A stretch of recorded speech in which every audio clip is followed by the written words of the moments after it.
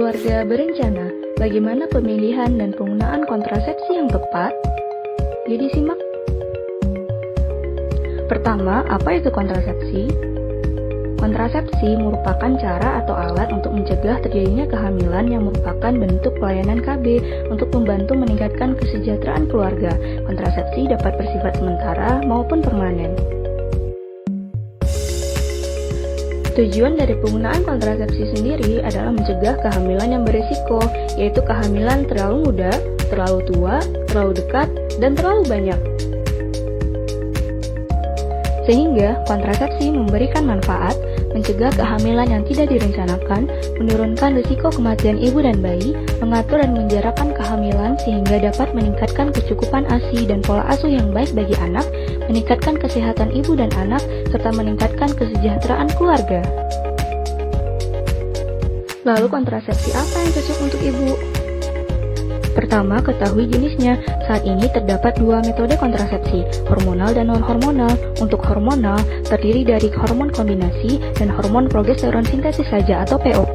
Sediaannya untuk kombinasi dalam pil, suntikan, dan patch. Untuk POP terdiri dari pil, suntik, dan implan. Kedua, ketahui penggunaannya. Untuk pil, dilakukan dengan minum pil 1 kali setiap hari di waktu yang sama.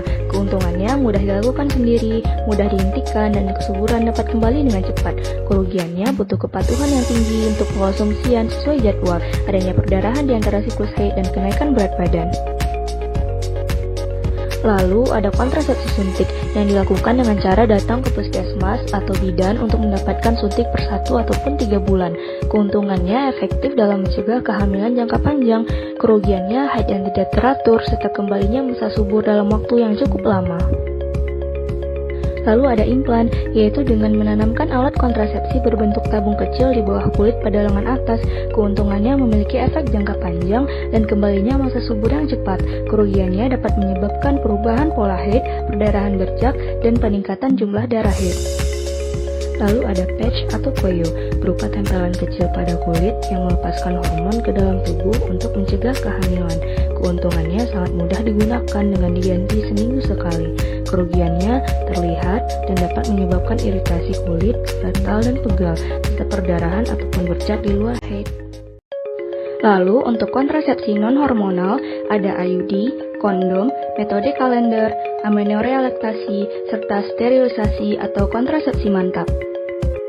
Pertama ada IUD, yaitu alat kontrasepsi kecil yang dimasukkan ke dalam rahim. Keuntungannya dapat bertahan dalam jangka waktu yang lama, tidak mengganggu siklus haid, dan tingkat keberhasilannya yang tinggi. Kerugiannya adanya resiko perforasi rahim, peningkatan dismenore dan jumlah darah haid pada beberapa siklus pertama setelah penggunaan IUD. IUD dapat dipasang 10 menit setelah plasenta terlepas dari rahim saat persalinan.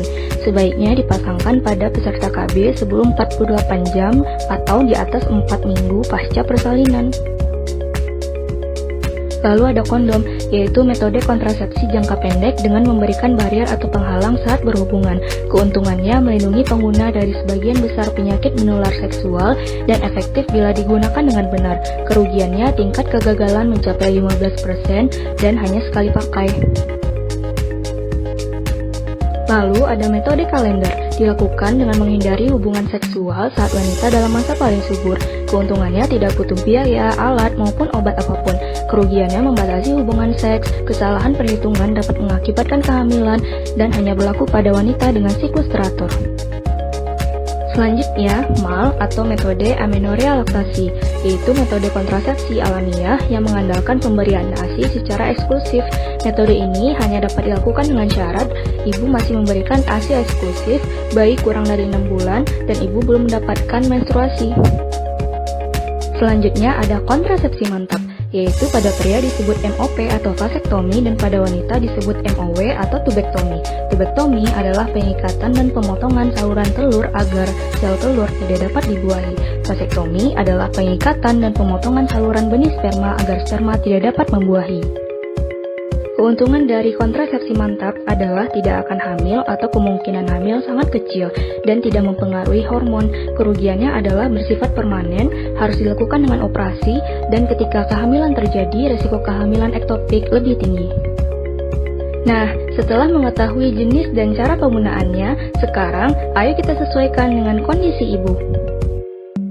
Untuk ibu usia reproduktif, dapat memilih metode apa saja, namun metode alamiah seperti kalender kurang sesuai bila haid tidak teratur, dan kontrasepsi mantap hanya dilakukan bila memenuhi syarat sukarela, bahagia, dan sehat.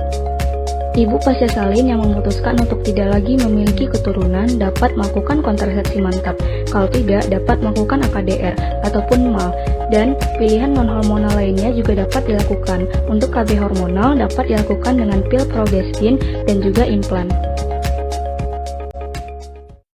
Untuk ibu pasca keguguran, apabila tidak terdapat komplikasi ataupun infeksi, dapat menggunakan metode kontrasepsi apapun dengan aman.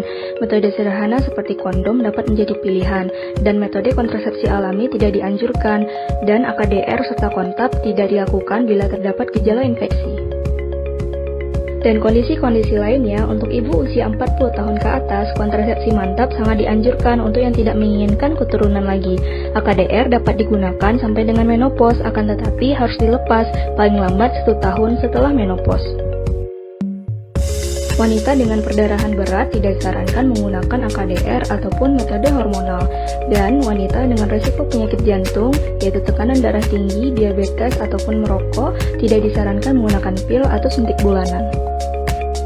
Nah, begitu kira-kira. Sekarang, apa ibu sudah tahu mau pakai kontrasepsi apa? Yuk kita tingkatkan kesejahteraan keluarga Indonesia dengan menyukseskan program KB.